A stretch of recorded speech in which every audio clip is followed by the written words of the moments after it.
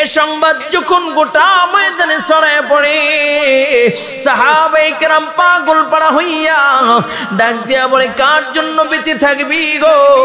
আল্লাহর নবী আর দুনিয়ায় নাই, মায়ার নবী আর দুনিয়ায় নাই। আল্লাহর নবী সাহাবীরা পাগল পাড়া হয়ে যায়। হযরত আলী বলেন, আমি দৃশ্য দেখা আমি যখন শুনলাম নবী নাই, আমি আলী পাগল হয়ে গেলাম। একবার যারা শহীদ হয়েছে তাদের কাছে গেলাম, যে দেখি আল্লাহর নবী নাই। যারা হাত অবস্থায় আছে তাদের কাছে গেলাম, যে দেখি নবী নাই। হযরত আলী বলেন, আমি সিজদায় পড়ে গেলাম। সিজদায় পড়ে ডাক দিয়ে বলি, আল্লাহ,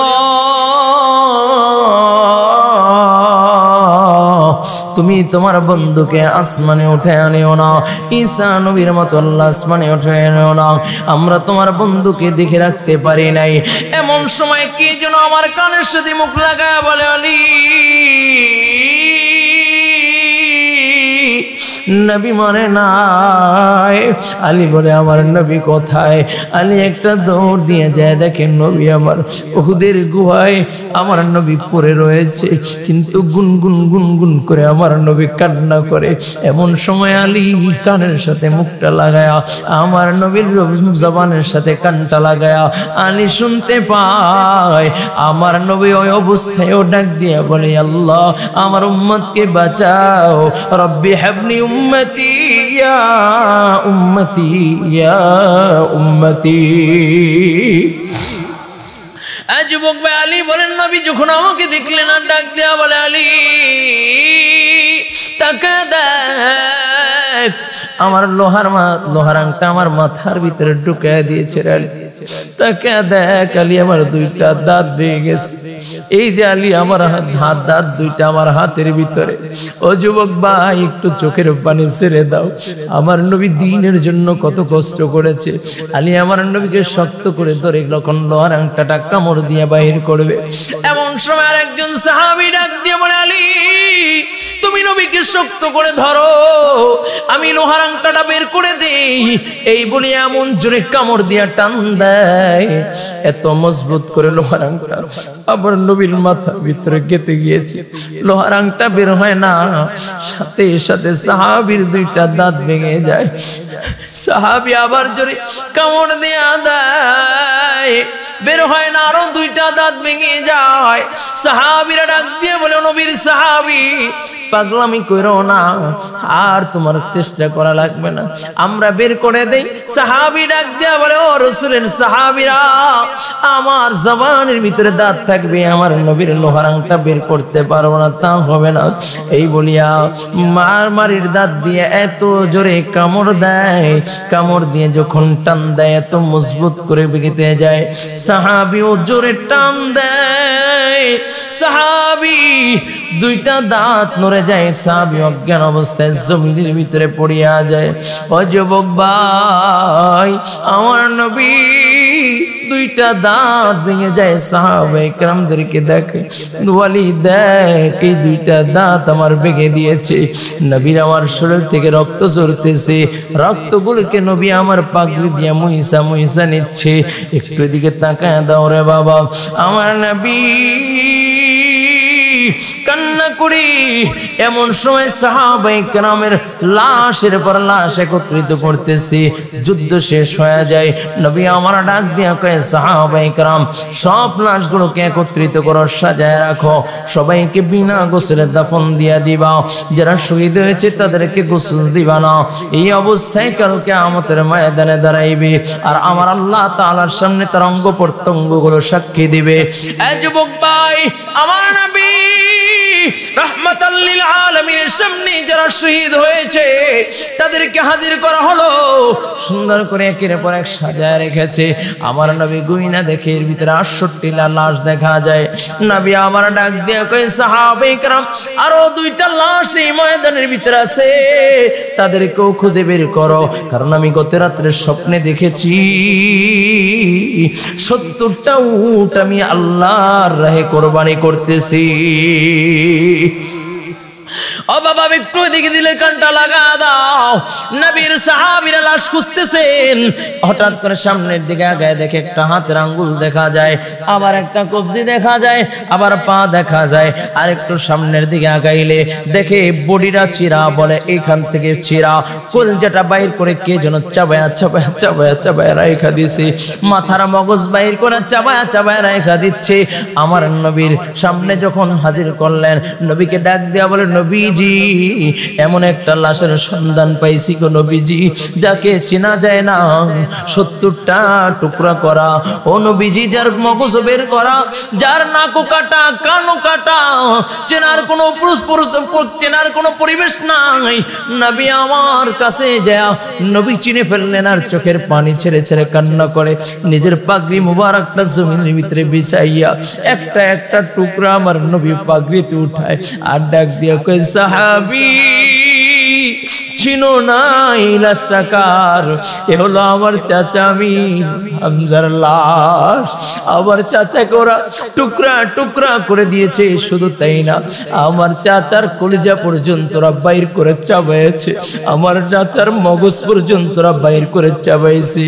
আল্লাহুম্মা সাল্লি আলা মুহাম্মাদিন ওয়া আলা আলি মুহাম্মাদ كما صليت على إبراهيم وعلى آل إبراهيم إنك حميد مجيد اللهم بارك على محمد وعلى آل محمد كما باركت على إبراهيم وعلى آل إبراهيم إنك حميد مجيد بلغ العلا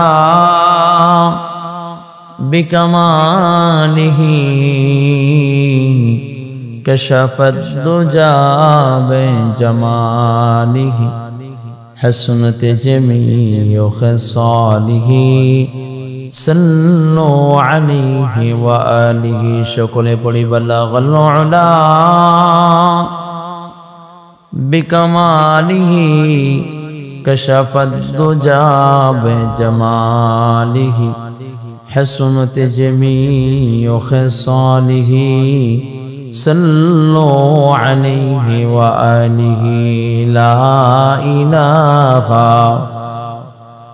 زبان کھل لا إله إلا الله لا إله إلا الله لا إله إلا الله لا إله إلا الله زبان খুলে সকলে পড়ি লা ইলাহা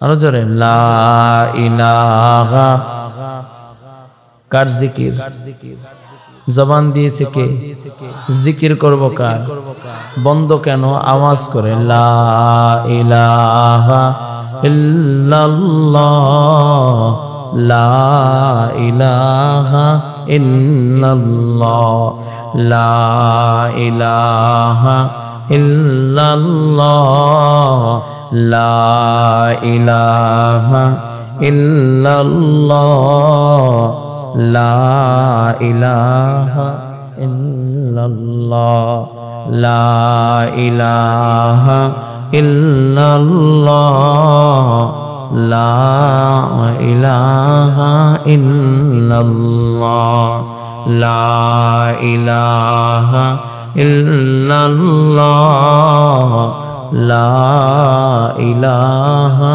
ইল্লাল্লাহ লা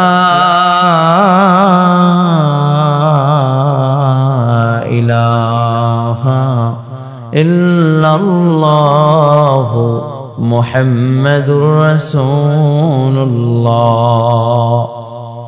সাল্লাল্লাহু আলাইহি ওয়াসাল্লাম সাল্লাল্লাহু আলাইহি ওয়াসাল্লাম সাল্লাল্লাহু আলাইহি ওয়াসাল্লাম সুবহানাকা লা ইলমা লানা ইল্লা মা আল্লামতানা ইন্নাকা আনতাল আলিমুল হাকীম।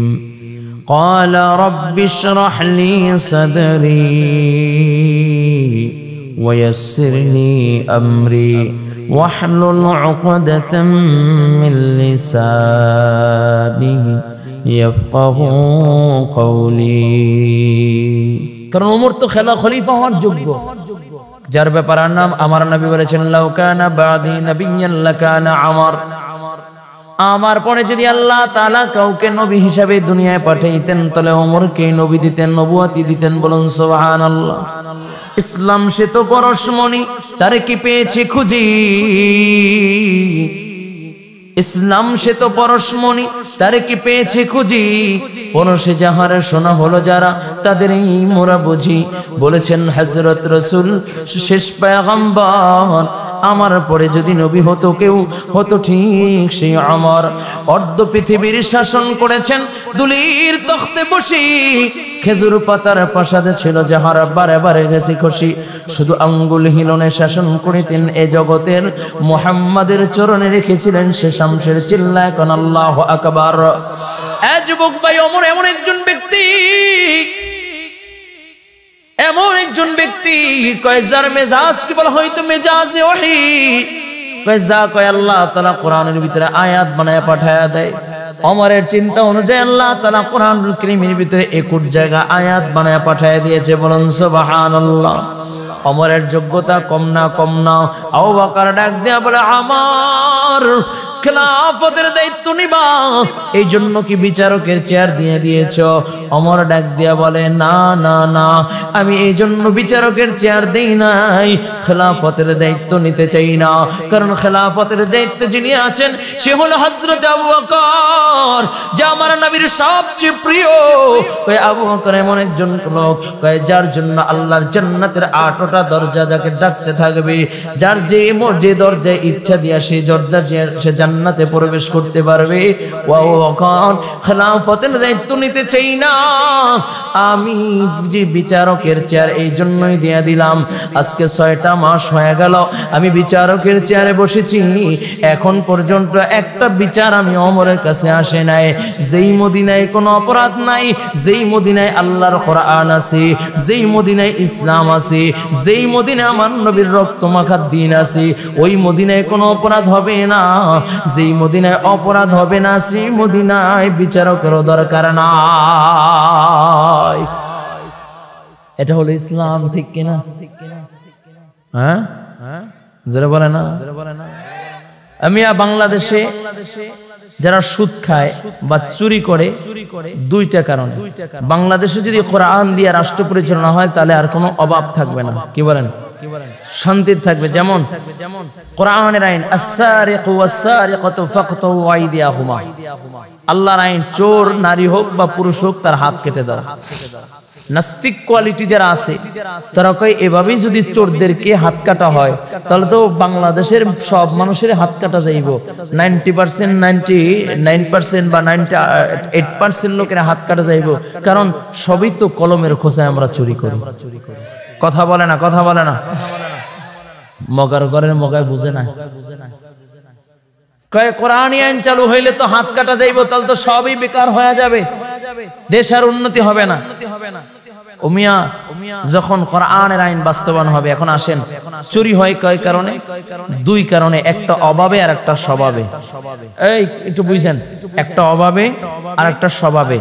অভাব যেমন মনে করেন আপনার সংসার চলতে 10,000 টাকার দরকার, কিন্তু আপনার বেতন 8,000 টাকা, কিন্তু 2,000 টাকা মাসে ঘাটতি আছে, ঠিক কিনা? এই 2,000 টাকা আপনি কোথা থেকে নেবেন? প্রথম মাসে মনে করলেন 2,000 টাকা ধার নিলেন, যে সভাপতি সাহেব আপনি 2,000 টাকা আমাকে দেন, নিলাম 2,000।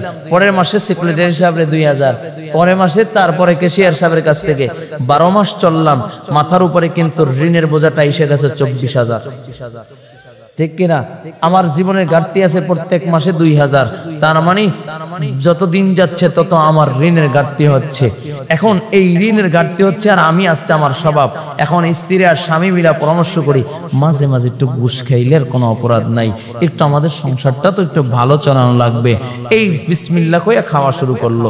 এটা হলো অভাবের, কি বলেন, এটা অভাবের চোর। আরেকটা স্বভাব, 20 লক্ষ টাকা দিয়ে চাকরি নিছি, যদি কলমের খোসায় যদি 1 বছরে বাড়িই না করতে পারি, তাহলে 20 লাখ টাকা ইনভেস্ট করে কি লাভ হইল? কথা বলে না, কথা বলে না, ঠিক কিনা যারা বলেন, যারা বলেন। যদি ইসলাম ক্ষমতা আসে তাহলে অভাবের চোর থাকবে না, স্বভাবের চোর থাকবে না, ঠিক কিনা যারা বলেন। যেমন ইসলাম ক্ষমতা আসলে বলবে বিধবার খরপোশের দায়িত্ব রাষ্ট্রের, যদি ইসলাম ক্ষমতা আসে বলে এতিম সন্তানের খরপোশের দায়িত্ব হলো রাষ্ট্রের, যদি ইসলাম ক্ষমতা আসে অভাবের খরপোশের দায়িত্ব হলো রাষ্ট্রের, তখন ওই লোকটার চুরি করবে না, ওই লোকটার ঘুষ খাবে না, ঠিক কিনা যারা বলেন। আর স্বভাব তার মানে তখন তার ঘুষ দিয়া কোনো দায়িত্বে আসার সুযোগই নেই, কথা বলে না, কথা বলে না। এই জন্য কোরআনের আইন দরকার আছে কি নাই? চাঁপাইনবাবগঞ্জের মুসলমান আওয়াজ করে বলেন, কোরআন আসলে দেশে শান্তি আসবে না অশান্তি আসবে? আরো জোরে বলেন, শান্তি আসবে না অশান্তি আসবে? উচ্চ স্বরে বলতে হবে, শান্তি আসবে না অশান্তি? তা আমরা শান্তি চাই না অশান্তি চাই? এই শান্তির জন্যই তো পাক হানাদের সাথে আমরা যুদ্ধ করেছি, লাখ লাখ মানুষ শাহাদাত বরণ করেছে, আমার মা বোনরা ইজ্জত দিয়েছে, জীবন দিয়েছে।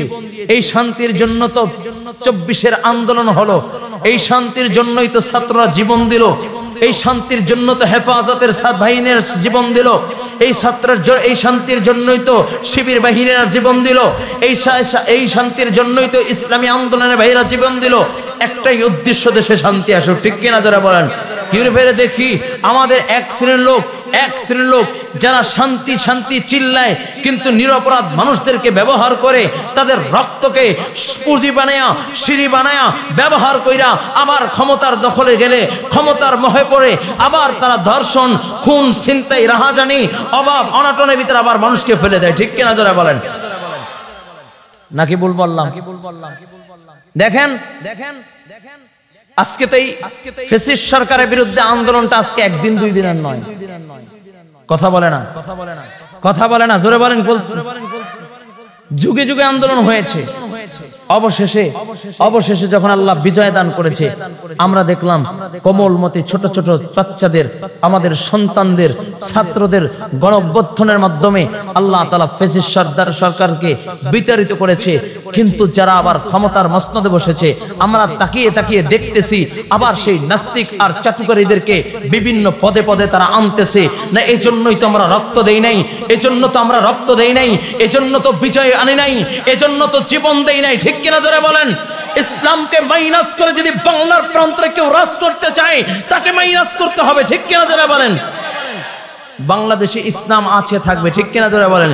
ইসলামেরই জন্য দেশের হয়েছে জন্ম, ইসলামের বিরুদ্ধে গেলে দেশ হবে ভিন্ন। ইসলামেরই জন্য দেশের হয়েছে জন্ম, ইসলামের বিরুদ্ধে গেলে দেশ হবে ভিন্ন। ইসলামের বিরুদ্ধে যারা নিয়েছে অবস্থান, এই বাংলায় ঠাই হবে না, গেছে হিন্দুস্তান, ঠিক কিনা? কথা বলেন, ঠিক কিনা?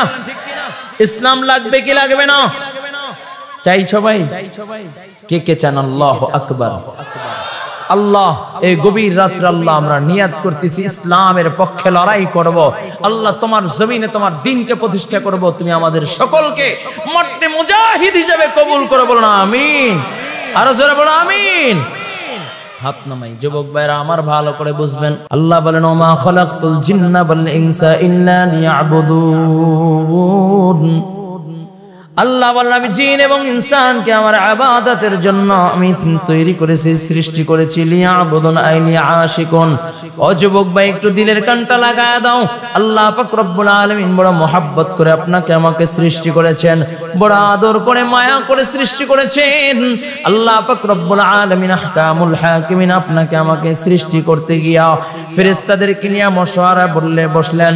আল্লাহ তাআলা বলেন, ওয়া ইয ক্বালা রাব্বুকা লিল মালাইকাতি ইন্নী জাইলুন ফিল আরদি খলিফা قالوا أتجعل فيها من يفسد فيها ويسفك الدماء ونحن نسبح بحمد ونقدس لك قال إني أعلم ما لا تعلمون এ যুবক ভাই, আল্লাহ পাক রব্বুল আলামিন আহকামুল হাকিমিন আল্লাহ তোমাকে আমাকে সৃষ্টি করার পূর্বে আল্লাহ তাআলা ফেরেশতাদেরকে নিয়ে মশওয়ারায় বসলেন। আল্লাহ তাআলা ডাক দিয়া বলে, ফেরেশতারা আমি দুনিয়া আমার প্রতিনিধি পাঠাইতে চাই, দুনিয়া আমার খলিফা পাঠাইতে চাই। ফেরেশতারা ডাক দিয়া বলে, আল্লাহ কাদেরকে দুনিয়ায় পাঠাইবেন? যারা দুনিয়া যে মারামারি করবে, হিংসা ফাসাদ কাটাকাটি করবে, তাদেরকে আপনি দুনিয়ায় পাঠাইবেন। আল্লাহ পাক রব্বুল আলামিনকে ডাক দিয়া বলে, আল্লাহ আমরাই তো আপনার ইবাদত করি, আমরাই তো আপনার তাসবিহ পড়ি, আমরাই তো আপনার গোলামি করি। ও যুবক ভাই, প্রশ্ন হইতে পারে হুজুর ফেরেশতারা কি পরিমাণ আল্লাহ তাআলার ইবাদত করে? দিলের কানটা লাগায় দাও। আল্লাহর নবী সরকারে দো আলম বলেন, আল্লাহ তাআলা কোন কোন ফেরেশতাকে বানাইয়া আল্লাহ তাআলা দ্বারা করে রাখছে, আর বলে তুমি তেলাওয়াত করবা।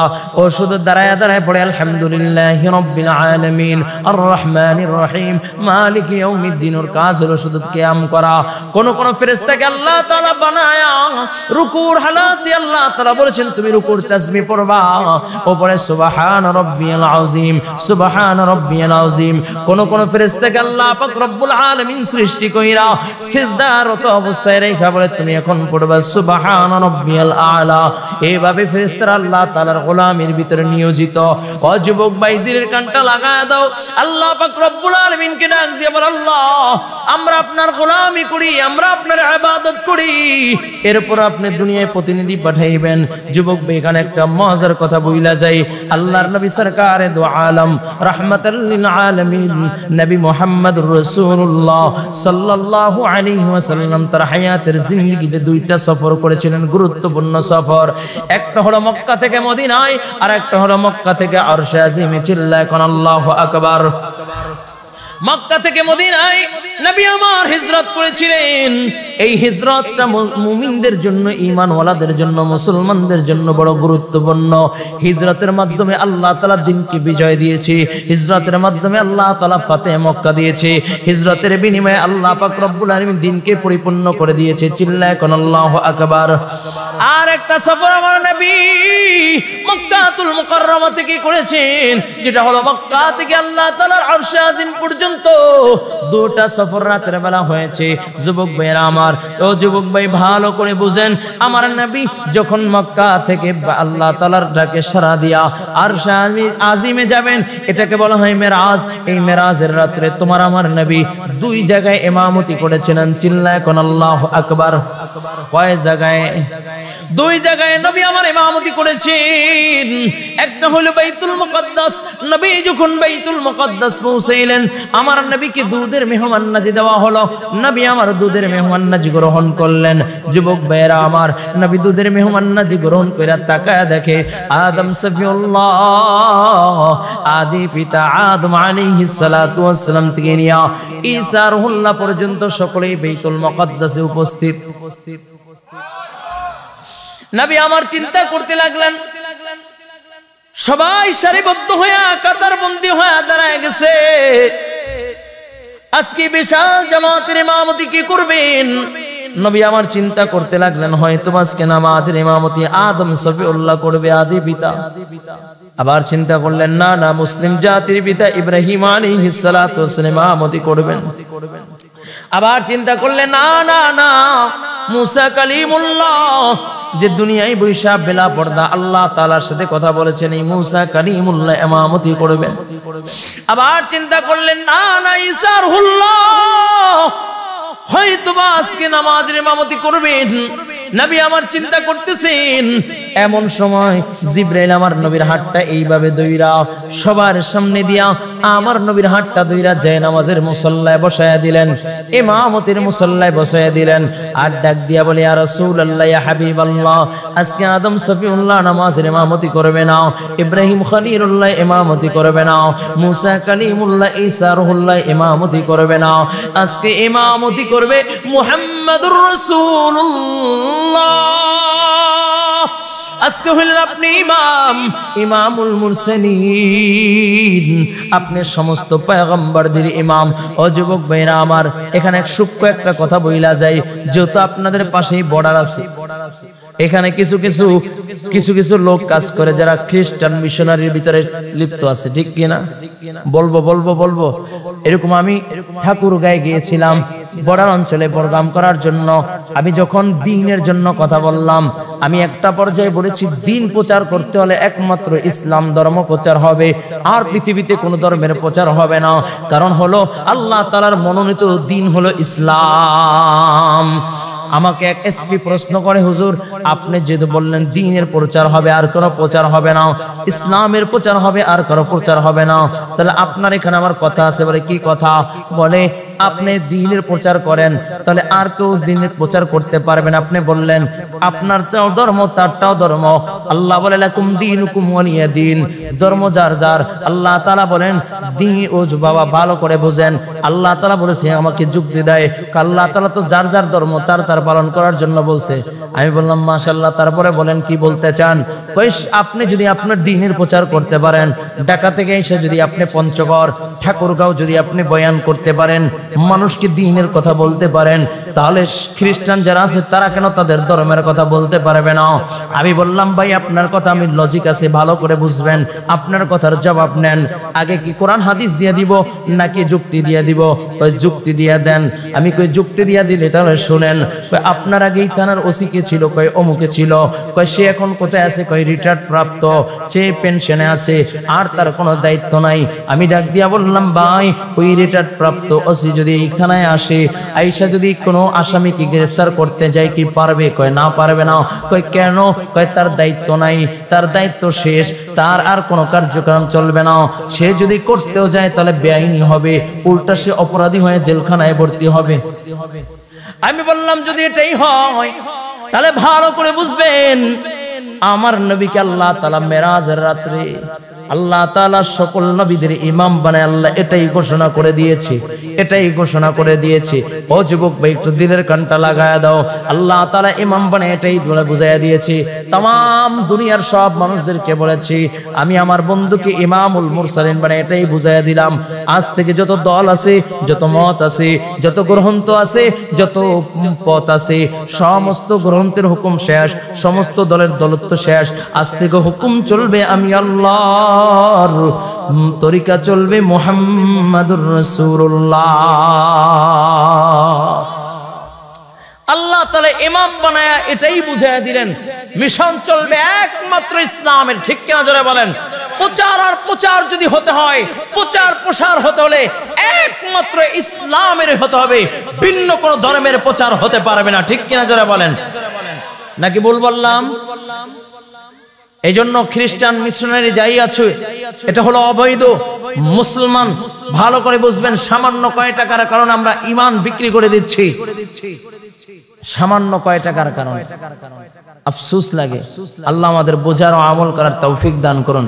কথা প্রসঙ্গে আসছে বিদায় বলে গেলাম, মূল কথা আর অনেক আছে, সামনের দিকে অগ্রসর। কি বলেন? আমার নবী ইমামতি করলেন, ওখান থেকে আল্লাহ পাক রব্বুল আলামিন প্রথম আসমান, দ্বিতীয় আসমান, তৃতীয় আসমান, চতুর্থ আসমান, এইভাবে সবগুলো আসমান ভ্রমণ করাইয়া, আল্লাহ জান্নাত জাহান্নাম ভ্রমণ করাইয়া, আল্লাহ তাআলা সিদরাতুল মুনতাহা লৌহে মাহফুজে আল্লাহ পাক রব্বুল আলামিন ভ্রমণ করাইলেন। এরপর আল্লাহ পাক রব্বুল আলামিন আমার নবীকে বাইতুল মামুর ফেরেশতাদের মসজিদে আল্লাহ তাআলা হাজির করলেন। চিল্লায় কোন আল্লাহু আকবার। নবী আমার ওখানেও 2 রাকাত নামাজ পড়াইলেন। ও যুবক ভাই ভালো করে বুঝবেন, নবী আমার যখন বাইতুল মামুরে উপস্থিত হলেন, বাইতুল মামুরে আমার নবী ইমামতি করলেন। নবী ইমামতি করার পরে জিবরাইলকে ডাক দিয়া বলে, ও জিবরাইল, এই যে বিশাল জামাত, এই জামাতে কয়জন ফেরেশতা নামাজ আদায় করেছে? জিবরাইল বলে, ইয়া রাসূলুল্লাহ, ইয়া হাবিবাল্লাহ, ওগো নবীজি, এই বিশাল জামাতে 1 নয় 2 নয় 70,000 ফেরেশতা একই জামাতে শামিল হয়েছে। নবী আমার ডাক দিয়ে বলেন, জিবরাইল তাহলে ফেরেশতাদের সংখ্যা কত? নবী আমার ডাক দিয়া বলেন, জিবরাইল বলো বলো ফেরেশতাদের সংখ্যা কত? জিবরাইল বলে, ইয়া রাসূলুল্লাহ, ইয়া হাবিবাল্লাহ, আমি জিবরাইলও জানি না ফেরেশতাদের সংখ্যা কত। তবে ইয়া রাসূলুল্লাহ, ইয়া হাবিবাল্লাহ, এই যে বাইতুল মামুর মসজিদ, এই মসজিদে যদি কোনো ব্যক্তি এক ওয়াক্ত নামাজ আদায় করে তাহলে জিন্দেগিতে আর কোনোদিন সে চান্স পাইবে না। ও যুবক ভাই, এখন বুঝেন তাহলে কত পরিমাণ আল্লাহ ফেরেশতা বানাইছেন। ওই ফেরেশতারা বলে, আল্লাহ আমরাই তো আপনার ইবাদত করি, আমরাই তো আপনার তাসবিহ পড়ি, এরপর আপনি দুনিয়ায় প্রতিনিধি পাঠাইতে চান? আল্লাহ তাআলা জবাব দেন, ইন্নী আ'লামু মা লা তা'লামুন।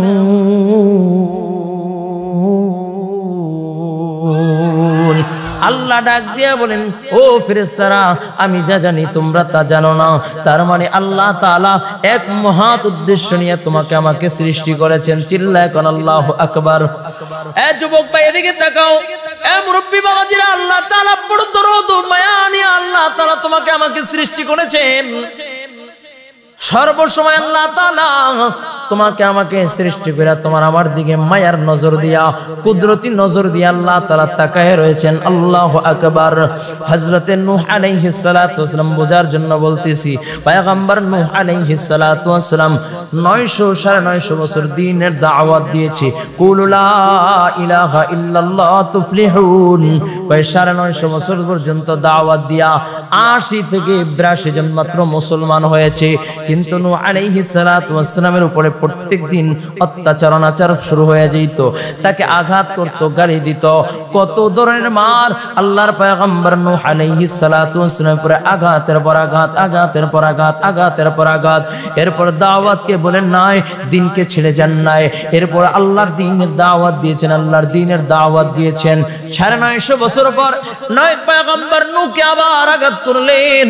প্রতিনিয়ত আঘাত চলতে আছে। 950 বছর পর আর টিকতে না পাইরা আসমানের দিকে তাকায়া আল্লাহ পাক রব্বুল আলামিনের কাছে দোয়া করে ফেললেন। কোরআনুল কারীম আল্লাহ বলেন, ওয়া ইয ক্বালা নূহুর রাব্বি লা তাযরা আলাল আরদি মিনাল কাফিরিনা দাইয়ারা। আল্লাহর কাছে দোয়া করে ফেলছে, আল্লাহ একটা কাফির মুশরিককে তুমি ছাইরো না, আয় আল্লাহ ওদেরকে তুমি ধ্বংস করে দাও, একটা কাফির মুশরিকের ঘর বাড়ি ছাড়বা না। নূহ আলাইহিস সালাতু ওয়াসসালাম দোয়া করছেন, তো আল্লাহ দোয়া কবুল করে নিয়েছেন। কারণ দোয়া কেনই বা কবুল করবেন না? এটা তো কোনো বেঈমানের জবান না, এটা তো গাঞ্জা খাওয়া জবান না, এটা তো মদ খাওয়া জবান না, এটা তো মিথ্যা কথা বলা জবান না, এটা তো সুদ খাওয়া জবান না, ঘুষ খাওয়া জবান না।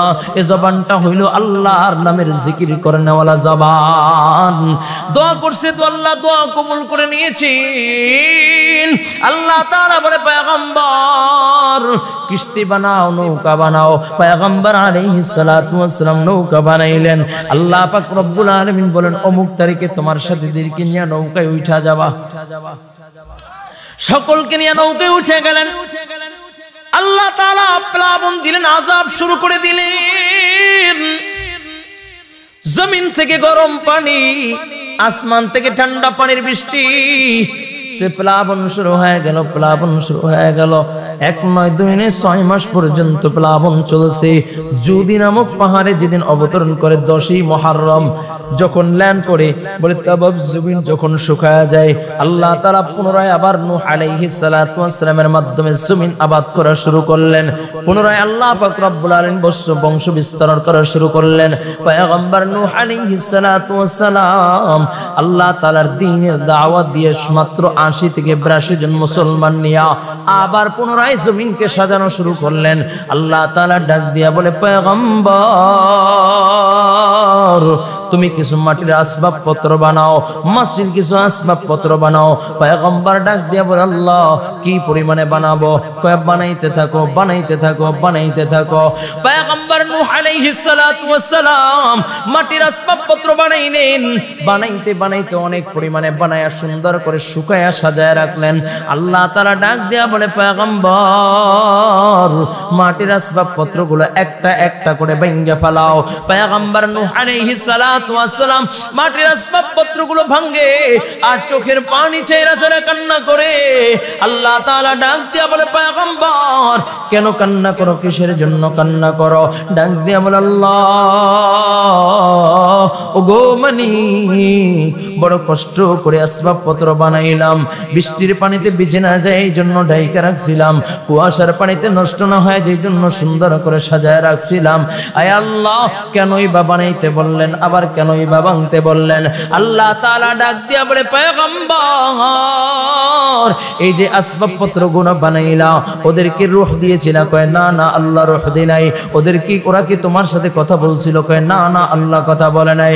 ওরা যখন তুমি ভাঙতেছিল তখন বাইগা গিয়েছিল? কয় না না আল্লাহ বাইগাও যায় নাই।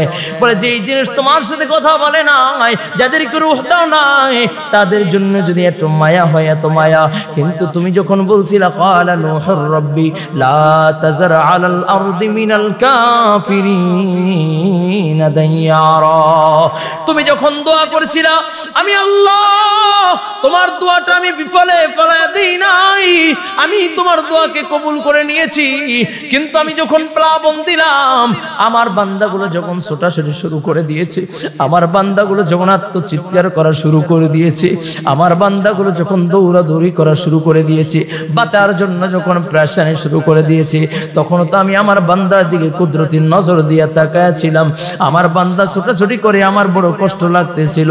আয় হায়, আমার বান্দাকে তো আমি আযাব দেওয়ার জন্য, ধ্বংস করার জন্য বানাই নাই, আমি আমার বান্দাদেরকে জান্নাত দেওয়ার জন্য বানাইছি। ও নূহ, তোমার কথা রাখতে গিয়া আমি আমার বান্দাদেরকে ধ্বংস করে দিয়েছি, আমারও খুব মায়া লাগতেছিল। ও যুবক ভাই, আল্লাহ পাক রব্বুল আলামিন আহকামুল হাকিমিন আল্লাহ বড় দরদ মায়া নিয়া মোহাব্বত নিয়া তোমাকে আমাকে সৃষ্টি করেছে জাহান্নামে দেওয়ার জন্য নয়, জান্নাতে দেওয়ার জন্য, ঠিক কিনা? বড় আফসোস লাগে ওই মালিকের দিন তোমার আমার চোখে বলেন, ওই মালিকের জন্য তোমাকে ডাকা হয়, তুমি মালিকের ডাকে সাড়া দাও না। ও যুবক ভাই, কেমনে বুঝাইনি বুঝবারে বাবা, একটু দিলের কানটা লাগা দাও। এই দুনিয়ায় কেউ চিরস্থায়ী থাকি নাই, চিরস্থায়ী থাকতেও পারবো না, ঠিক কিনা? জোরে বলেন। ওই অন্ধকার কবরে যাওয়া লাগবে। কেউ কেউ তো বলে হুজুর যা দেখি না বিশ্বাস করি না, আছে কি নাই? কিন্তু আল্লাহ তাআলা বলে মিনহা খালাকনাকুম ওয়া ফিহা নুঈদুকুম ওয়া মিনহা নুখরিজুকুম তারাতান উখরা। আল্লাহ কয় মাটি দিয়ে সৃষ্টি করলাম, আবার এই মাটির ভিতরে তোমাকে রাখা হবে, আবার পুনরায় এখান থেকে তোমাকে জীবিত করা হবে। ও যুবক ভাই, যারা বাইগা যাচ্ছ, তোমাদের কি আর পুনরায় আল্লাহর সামনে দাঁড়ানো লাগবে না? নাকি যারা বসা তাদের লাগবে? কি আল্লাহর সামনে দাঁড়ানো লাগবে কিনা? জোরে কোন। আল্লাহ তাআলার সামনে দাঁড়ানো লাগবে কি লাগবে না? তাহলে আল্লাহর দ্বীন তোমার সামনে নিষ্পেষিত, আল্লাহর দ্বীন কি তুমি মানতেছো না? আল্লাহর দ্বীন দেখলে টিটকারি করা আছে কি নাই? জোরে বলেন, আছে কি নাই? অথচ এই দ্বীনের জন্য তোমার আমার নবী কত কষ্ট করেছে। এই দ্বীনের জন্য তোমার আমার নবী তায়েফের ময়দানে রক্ত ঝরাইছে। এই দ্বীনের জন্য তোমার আমার নবী উহুদের ময়দানে রক্ত ঝরাইছে। এই দ্বীনের জন্য তোমার আমার নবী কত কত কষ্ট করেছে, সাহাবায়ে কেরাম কত কষ্ট করেছে। ও যুবক ভাই, এই দ্বীনের জন্য তবুকের যুদ্ধে নবী আমার পেটে পাথর বেঁধেছে, ঠিক কিনা? জোরে বলেন। কি দিন মানতে চাই না, দিনের পথে চলতে চাই না। ও বাবা, একটু দিলের কানটা লাগায় দাও, অল্প সময়ের ভিতরে ছেড়ে দিব। একটু চোখের পানি ছেড়ে ছেড়ে কান্না করবা, দিলটাকে একটু নরম বানায় দাও। আমার নবী এই দ্বীনের জন্য কত কষ্ট করেছে। এখানে হাজী সাহেব কারা আছেন? হাত জাগান। হাজী সাহেব হজ করছেন কারা? মাশাআল্লাহ, একটু হাতটা জাগান তো। আল্লাহ কবুল করেন। বলুন আমি। যারা হজ করছেন, হজ আল্লাহ কবুল করেন। হাত জাগান, হাত জাগান। আল্লাহ এই হাজীদেরকে কবুল করে নেন। বলুন আমিন। আমরা যারা হজ করতে পারেন, আল্লাহ আমাদের সকলকে বারবার হজ্জে বাইতুল্লাহ করার তৌফিক দেন। হাত জাগান, জাগান, জাগান। আল্লাহ এই হাতগুলা জাগাইছে, আল্লাহ এই হাতগুলা দিয়া বাইতুল্লাহ ধরার তৌফিক দাও। এই হাতগুলা দিয়া আল্লাহ হজরে আসওয়াদ, আল্লাহ এই ছোট দিয়া হজরে আসওয়াদে চুমু দেওয়ার তৌফিক দাও। জোরে কোন আমিন। আল্লাহ এই হাত দিয়া তোমার বন্ধুর রওজায় দিয়া সালাম দেওয়ার তৌফিক দাও। জোরে কোন আমিন। মনে চায় তো ইনশাআল্লাহ? সবার চাই। আজকে এখানে যারা আসছে, আল্লাহ তুমি প্রত্যেককে হজ্জে বাইতুল্লাহ করার তৌফিক দাও। জোরে কোন আমিন। আরো জোরে কোন আমিন। আল্লাহ কবুল করেন। শেষ করে দিই, হ্যাঁ শেষ করে দিই, শেষ করে দিব, চলবে ইনশাআল্লাহ। তাহলে একটু দিলে এখন একটু কান্না করবে, এদিকে তাকাও, এদিকে এদিকে এদিকে, এখন একটু চোখের পানি ছেড়ে কান্না করবে, দেখি দুইটা ফোঁটা চোখে পানি আসে কিনা। ঠিক আছে ইনশাআল্লাহ। কান্না করতে চায় না, মনে চায় না? জীবনে তো কতই হাসলাম, হাসার জন্য এই যে মোবাইলের ভিতরে বিভিন্ন সময় কৌতুক বললাম, হাসার সময় ইন্টারনেট কানেক্ট করে তারপর ইউটিউব ফেসবুকের ভিতরে ঢুকলাম, হাসার জন্য সমুদ্র সৈকত গেলাম, হাসার জন্য কক্সবাজার গেলাম, হাসার জন্য ম্যারেজ ডে পালন করলাম, হাসার জন্য জন্মদিন পালন করলাম, হাসার জন্য বিভিন্ন অনুষ্ঠান করলাম। একটা বার কি একটু কান্না করেছ? আজকে দেখো দুইটা ফোঁটা চোখের পানি বের করতে পারো কিনা? রাসূল বলে হুররিমাতিন নার আলা মান বাকাত মিন খাশিয়াতিল্লাহ। রাসূল কয় জাহান্নামের ভয়ে কেউ কান্দে দিলে আল্লাহ তাআলা তার জন্য জাহান্নামের আগুন হারাম করে দেয়। জোরে কোন সুবহানাল্লাহ, আর জোরে বলুন সুবহানাল্লাহ। একটু কান্না করব, পারবো না ইনশাআল্লাহ? আল্লাহ কবুল করেন। এখানে কার কার মা নাই বাবা নাই একটু হাতটা জাগাও। সবাই সবাই, এদের অনেকের মা নাই বাবা নাই। আজকের সভাপতি কি আপনি? আল্লাহ কবুল করেন। এই যে আমার দুই পাশে দুইজন মুরব্বী মানুষ, মা নাই বাবা নাই। আল্লাহ এই ময়দানে অনেকের মা নাই বাবা নাই। এই মুহূর্তে ওই যে এক মুরব্বী মা বাবার কথা শুনে কান্দে দিছে, আল্লাহ তুমি তাকায় দেখো, আল্লাহ তুমি তাকায় দেখি মুরব্বীর উসিলা আল্লাহ মা বাবার, প্রত্যেকের মা বাবার কবরগুলোকে জান্নাতি বাগান বানায় দাও। জোরে জোরে আওয়াজ করে বলো আমিন, আরো জোরে বলো আমিন। আমার নবীও এতিম ছিলেন।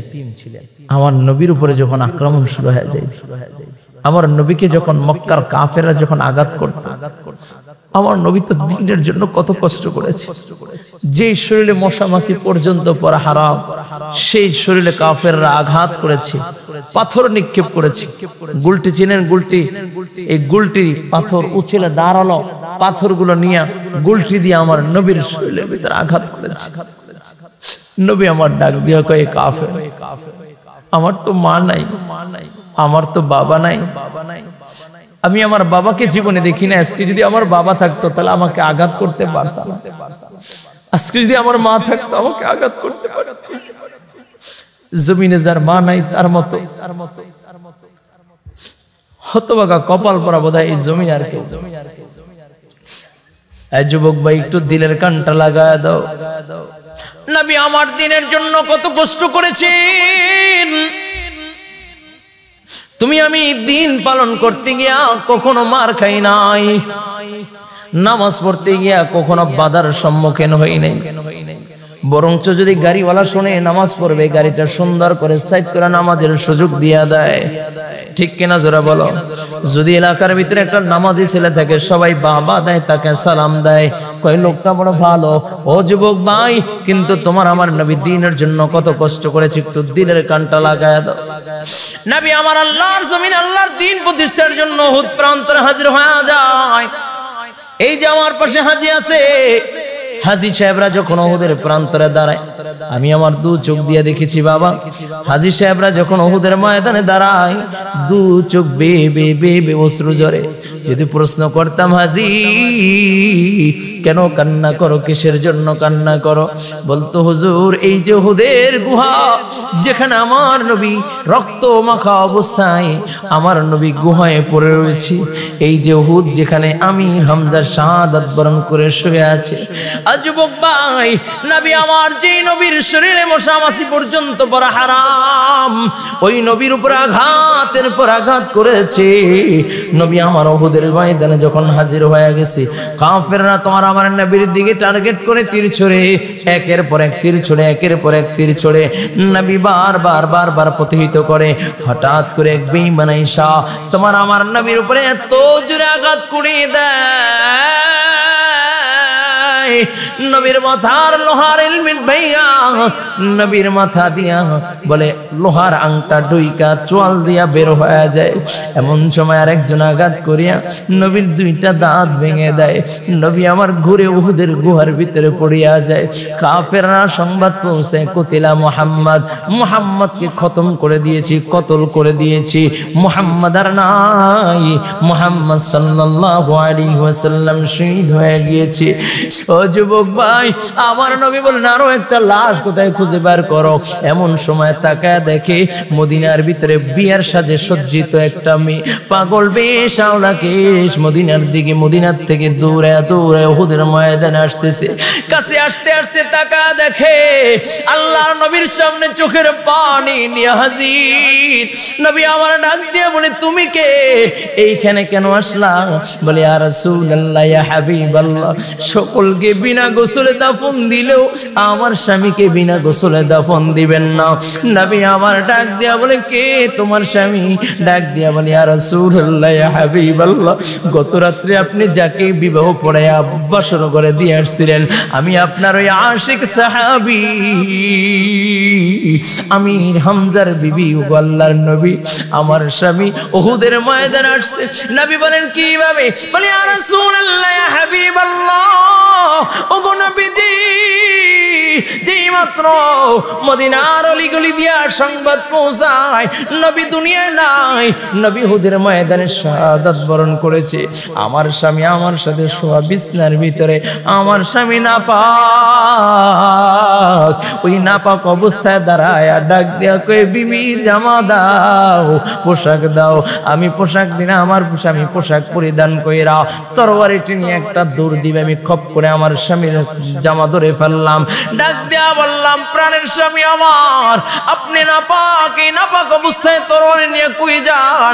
ডাক দেয়া বলে, বিবি দাঁড়াইবার সময় নাই, যেই জমিনে আমার নবী নাই ওই জমিনে আমি হানজালা কাকে গোসল করে দেখাইব?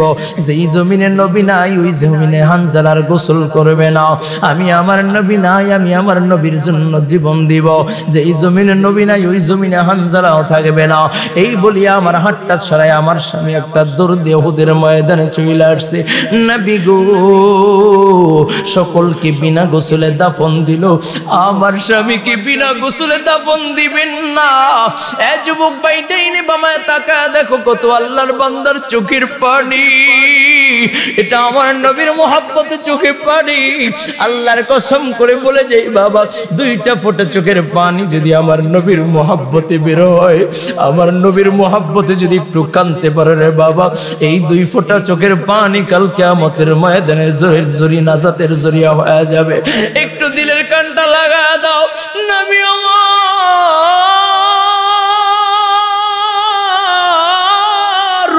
উহুদের ময়দানে ডাক দিয়া কয়, সাহাবীরা পানির ব্যবস্থা করো, আমার হানজালার লাশটা খুঁজা বের করো। হানজালার লাশ কোথাও খুঁজা পায় না। আমার নবী হঠাৎ করে ডাক দিয়া কয়, পানির আর লাগবে না। নবী যখন পানি আনা বন্ধ করে দিয়েছে, মহিলাটা চিৎকার মারিয়া জমিনের ভিতরে পইরা যায় আর ডাক দিয়া বলে, ইয়া রাসূলুল্লাহ, ইয়া হাবিবাল্লাহ, আমার স্বামী নাপাক, আমার স্বামী নাপাক, আমার স্বামী নাপাক। এই জন্য কি আল্লাহ তাআলা নারাজ হয়ে জাহান্নামে দিয়ে দিয়েছে? কেন আমার স্বামীকে গোসল দিবেন না? নবী আমার কান্না শুরু করলেন। মহিলাটারা হাউমাউ করে কান্না করে, বলে, ইয়া রাসূলুল্লাহ, কেন আপনি কান্না করেন? নবী আমার ডাক দিয়ে কয়, সাহাবীরা, এটা কোনো দুঃখের কান্না নয়, তাকায়া দেখো আমার হানজালার লাশ আর জমিনে নাই।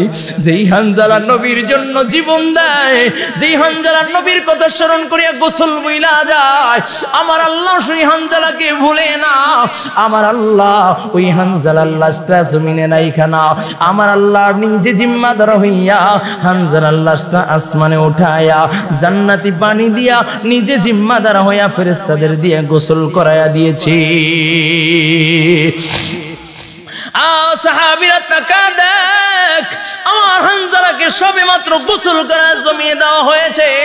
সাহাবায়ে কেরাম বলেন, আমরা হানজালার লাশের কাছে যায় দেখি হানজালার দাড়ি বায়া বায়া, চুল বায়া বায়া জান্নাতি পানি টপকায়া টপকায়া পড়তেছে। ও যুবক ভাই, নবীর জন্য যদি হানজালা গোসল বইলা যায়, নবীর জন্য যদি জীবন দিতে পারে, আজকে এই ময়দানে নবীর একটা আশিক দেখতে চাই।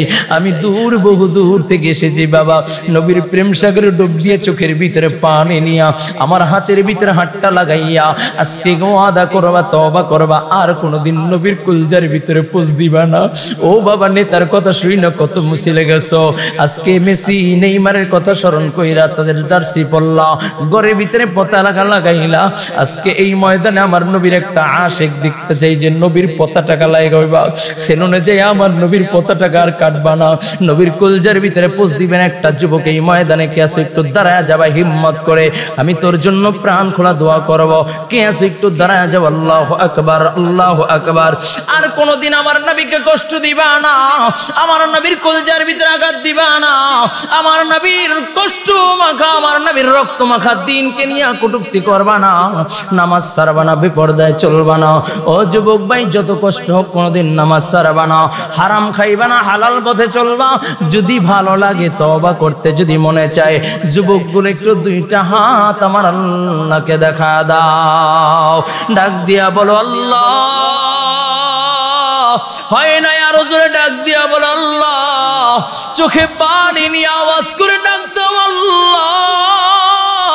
ভুল করেছি, অন্যায় করেছি, অপরাধ করেছি, আর কোনোদিন অপরাধ করব না, আর কোনোদিন গুনাহ করব না, নামাজ ছাড়ব না, বেপরদায় চলব না, পরনিন্দা করব না, সুদ ঘুষ খাইব না, তোমার বন্ধুর তোমার নবীর বন্ধুর তোমার নবীর ইজ্জত নিয়া আল্লাহ তোমার বন্ধুকে নিয়ে কটূক্তি করব না, তোমার বন্ধুর সুন্নতের উপর আঘাত করব না। আল্লাহ তুমি কবুল করে নাও, আমাদের তওবাকে কবুল করে নাও, বিগত দিনের সমস্ত গুনাহগুলো মাফ করে দাও, বলুন আমিন।